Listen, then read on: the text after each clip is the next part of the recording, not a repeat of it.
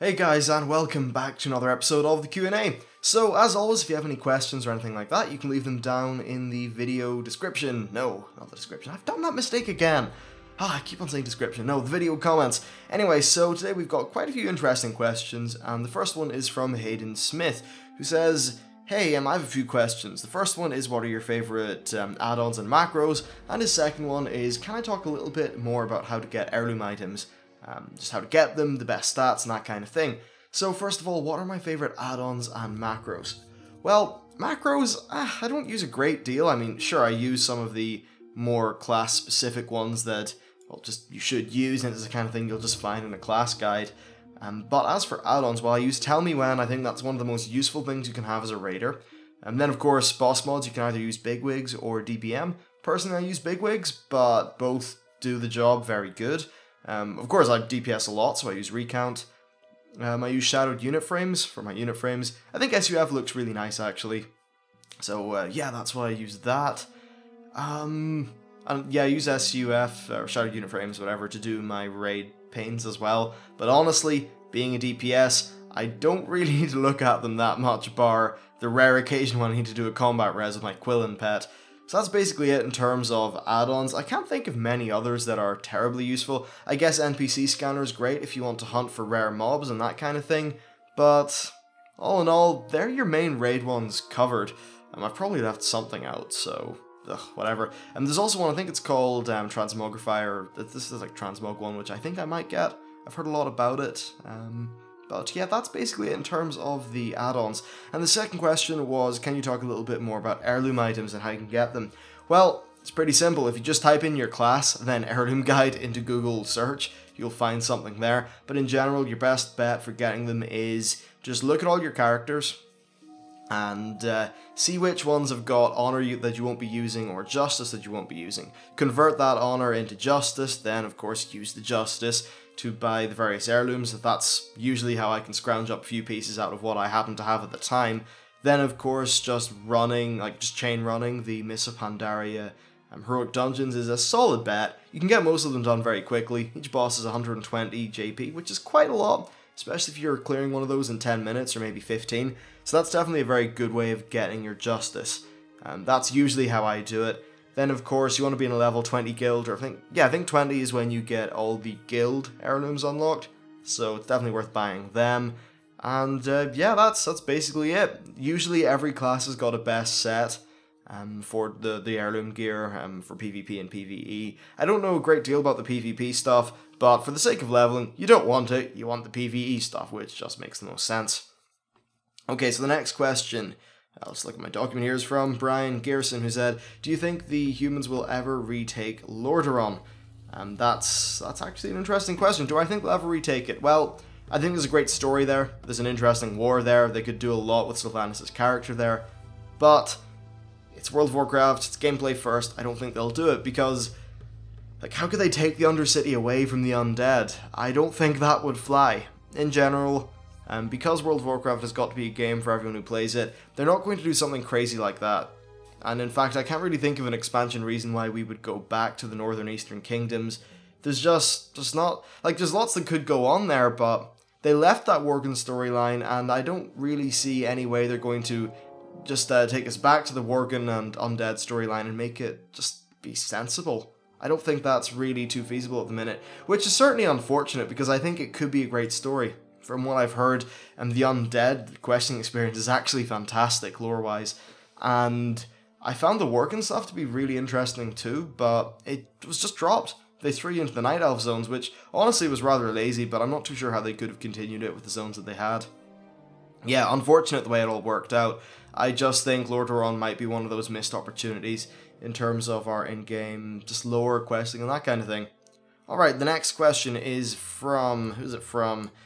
Well, yeah, we'll take one from Flutterbat. He said, am I the only one who thinks Grommash will kill Garrosh? Well, actually, it's interesting enough question. I was talking a lot about maybe Thrall killing Garrosh and that sort of being Thrall making up for the dumb idiot mistake that he made with actually putting Garrosh in power in the first place. But could Grommash kill him? Because Grommash doesn't care if oh, so many Groms and Garroshes. Yeah, Grommash probably wouldn't care if Garrosh was his son. If he was dishonorable, he would kill him. So it all just depends on how that works out. Though, because Garrosh seemingly convinced Grommash to form the Iron Horde, I don't really see that happening. It seems like they're on the same side. Maybe Grommash would see Garrosh's sort of trial and at least sort of saw that Garrosh sort of went down with honor in a way, or something like that, and maybe respects that.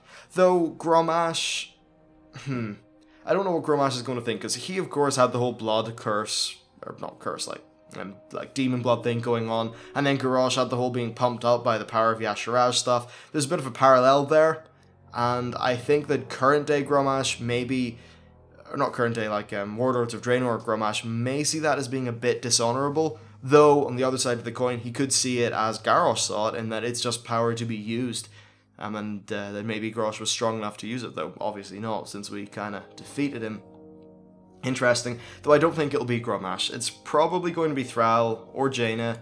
I think a lot of the Horde people would be a little bit sort of not content if Jaina dealt the final blow, because Garrosh did have a lot of implications with the Horde, though for a character it does make sense, since, you know, he sort of killed everyone she sort of liked in her city. All of them. Including her husband. Not husband. I don't know if I don't think they got married, but I'm pretty sure her and Ronan were like dating or something. Well, he's dead anyway, so yeah, she's rather angry about the whole thing. I guess that would make sense, but I just don't think the Horde community would be too much, I don't know, just be happy with the idea. Anyway, so next we have a question from Oliver Halvat, who asked about Druid shapeshifting, and do I think that Blizzard will add any new forms, or perhaps just expand it a little bit? Well, I think they won't add any more forms. Druids are in that place at the minute where Blizzard just need to refine them. I think Feral will be a lot more fun once combo points are generated on the Druid instead of on the target. And Boomkin seems like a really interesting spec. I think it's, from what I've heard, the Guardian could be a little bit more interesting, and I don't know a great deal about Resto. But I don't think you can add many new forms there. What I think they should be doing, though, is allowing Druids to look different, have some sort of customization within their forms. Even just like little trinkets you could put onto your cat, or maybe a different cat skin that you can unlock. There are lots of different things, really, and I think it's unfortunate the way things have panned out with Druids, in that Druids, they just, like, they're stuck in cat form. They don't look different. They've got no way of communicating their power or their gear or anything like that. So that's definitely a problem. I think it's something that they should probably try to focus on a little bit.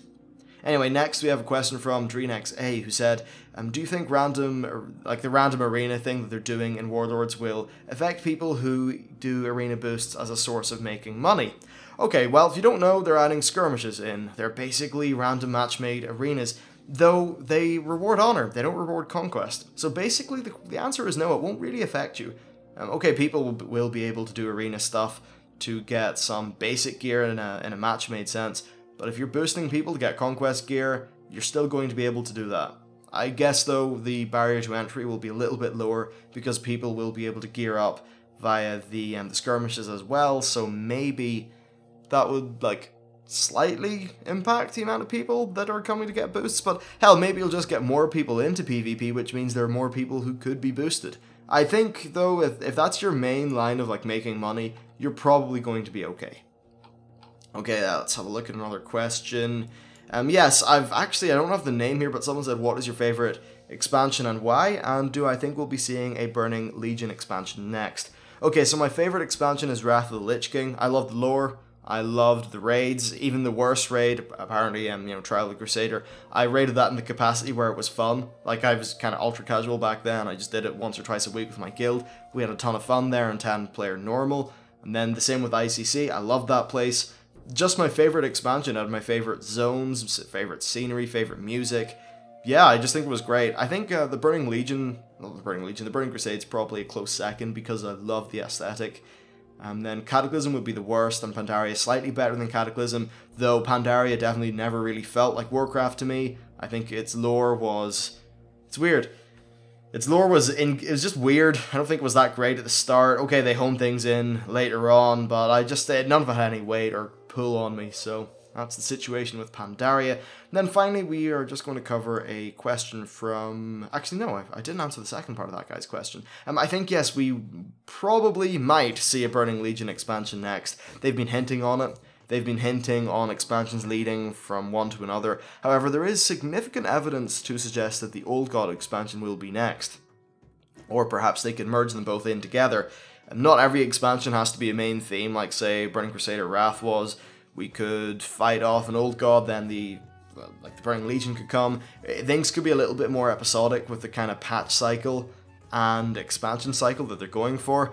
It's not like you release a new expansion and now you're stuck there for 2 years. At least that's their plan. That's their plan. So we could definitely do with a Burning Legion expansion next, then perhaps move into an Old God one after that, maybe then back into the Titans or something? I don't know, but there's definitely a good chance of a Legion expansion coming up. Then finally I have a question from Mr. Dramax100 who said, what impact do I think Warlords of Draenor will do in the game? Well, that's a very general question, and in terms of specifics, just check out the rest of the things on the channel.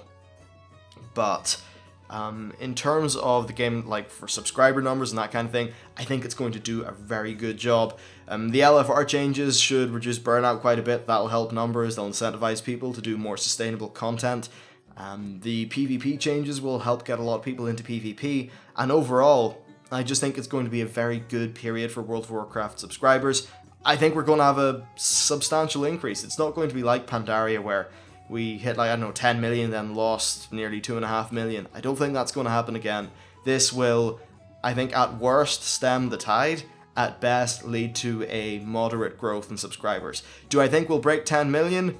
Unlikely. But I think we can definitely get close enough. I mean, it's weird. I think so many people are going to just go play WildStar, and they're going to be like, yeah, MMOs, oh, Warlords of Draenor is coming out, and then go play that. Because people are so invested in World of Warcraft, and Warlords of Draenor is basically being marketed as WoW 2.0 in a way.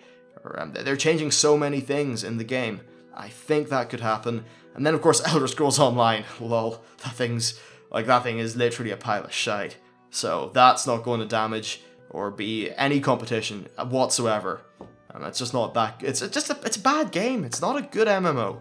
So I think the future is kind of bright for Warcraft. Warlords of Draenor is making good things, and maybe we will see an increase in WoW subscribers. Anyway, that's it for the video. Thank you very much for watching. I've basically exhausted my my list of questions here. So if you have any to ask, please just leave them down in the comments. Anyway, that's it for the video, and I will see you next time.